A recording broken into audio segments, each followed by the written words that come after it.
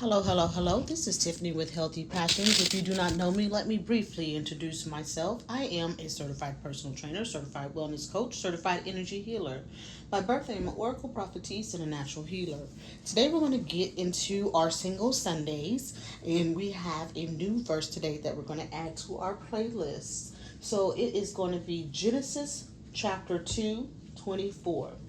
Genesis chapter 2 24.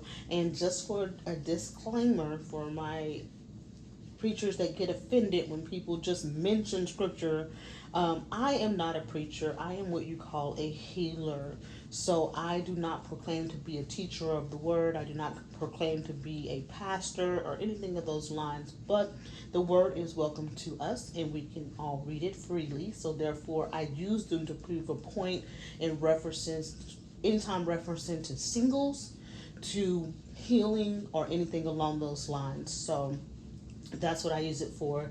Not that I should have to explain that, but some people get very, very cynical if you're not a part of like a seminary school and things like that, which I don't subscribe to them anyway. But let's just get started. So I hate that I have to do those disclaimers, but some preachers really get butthurt when a so-called regular person even mentions the scripture. But anyway, so Genesis chapter 2 24 says, "Therefore a man shall leave his father and mother and hold fast to his wife, and they shall become one."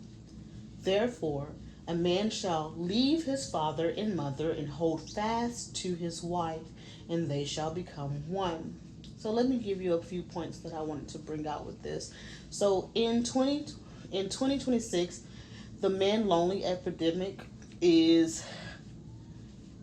kind of a part of this. Like this plays a part in this scripture kind of rings true, because this part has been ignored when people have come together in union.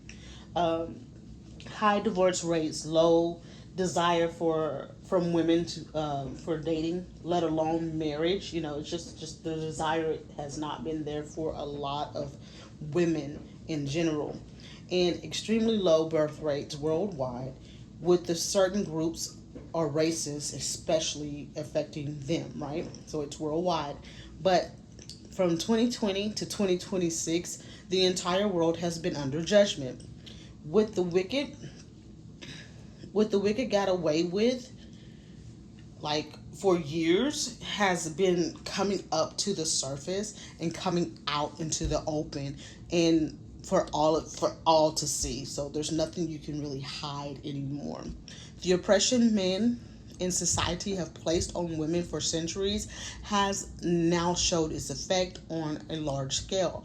Bloodlines of men have been ended, and the man has been cut off from his offspring due to abandonment or mistreatment of women, and also the children that were provided in the past. The patriarchy that exists today must also the patriarchy that exists today and must and is being destroyed. Okay, there's no doubt about it. The toxic culture of marriage that men have created is why marriage is no longer valued. We have to return to Yah's way.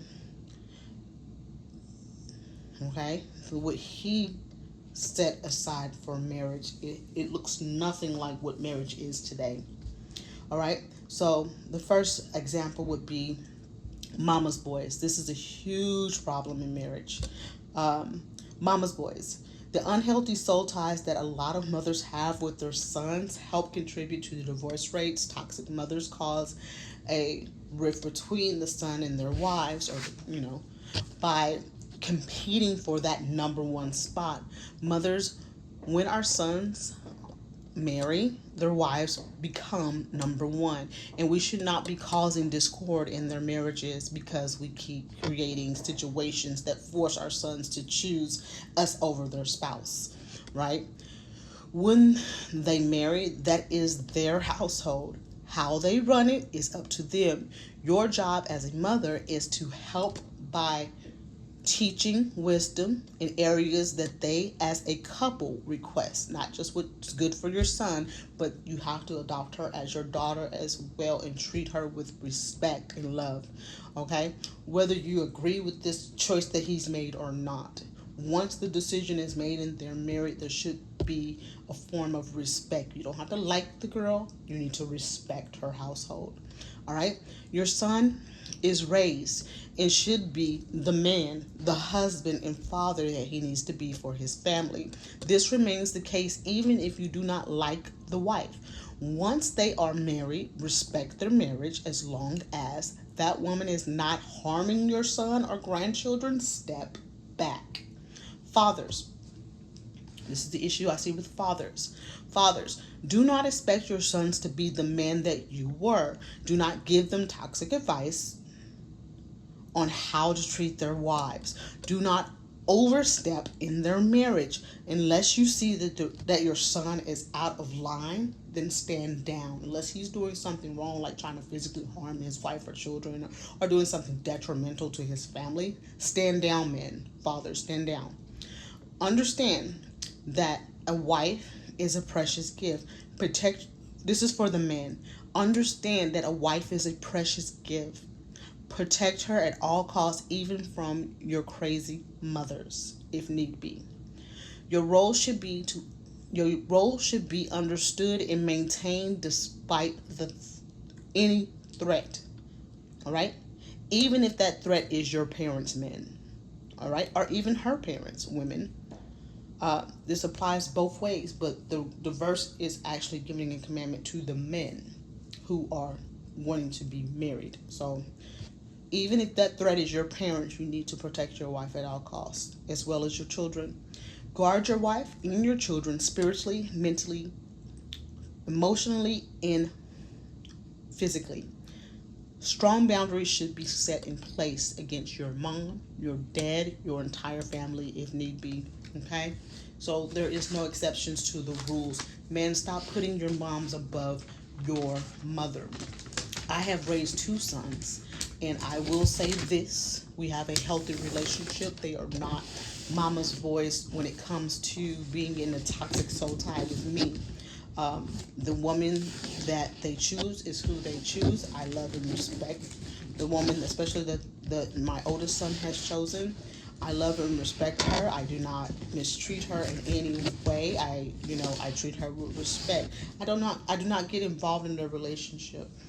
Now, if they ask me as young adults advice in like life in general, then I'm more than willing, but I don't overstep, or I don't advise them without them asking or coming to me first. I don't stand in their business, even if they're having an argument.